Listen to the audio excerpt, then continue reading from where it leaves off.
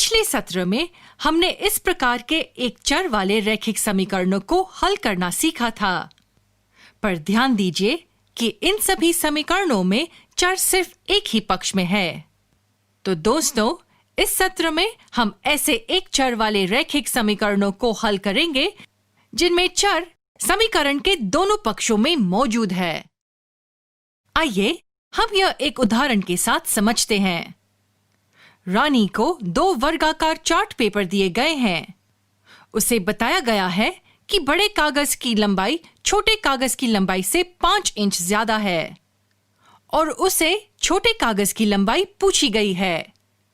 अब इसके लिए रानी को एक सुराग भी दिया गया है। सुराग यह है कि बड़े कागज का परिमाप छोटे कागज के परिमाप के 4/3 गुना है। आइए अब मिलकर उत्तर ढूंढते हैं। हमें बताया गया है कि बड़े कागज की लंबाई छोटे कागज की लंबाई से 5 इंच ज्यादा है। तो अगर हम छोटे कागज की लंबाई के चर के लिए L का इस्तेमाल करें तो बड़े कागज की लंबाई L और 5 के योग के बराबर होगी। चलिए रानी को दिए गए सुराग का उपयोग करें। बड़े कागज का परिमाप छोटे कागज के परिमाप के 4/3 गुना है। हम इसे ऐसे लिख सकते हैं। क्या आपने यहां ध्यान दिया? यहां चर समीकरण के दोनों पक्षों में मौजूद है।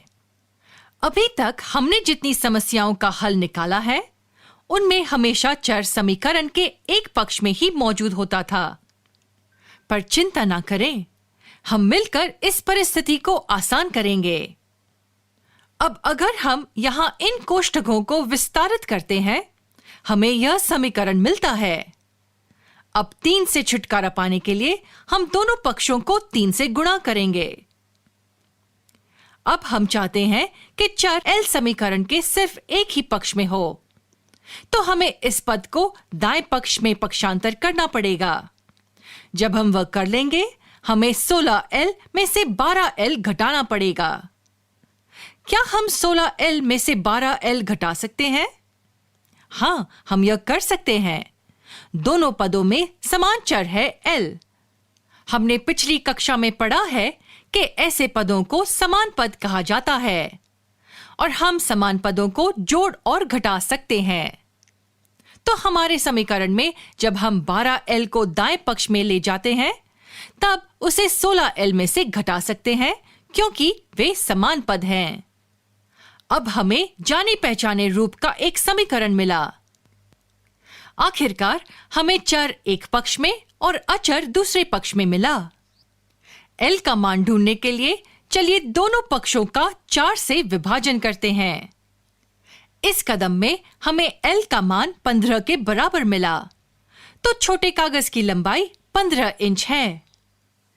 इस सत्र को हम यही समाप्त करते हैं। हमने सीखा कि एक चर वाले रैखिक समीकरण तब भी हल किए जा सकते हैं जब चर दोनों पक्षों में मौजूद हो। अगले पाठ में हम इस प्रकार के एक चर वाले रैखिक समीकरणों के कुछ और उदाहरण देखेंगे।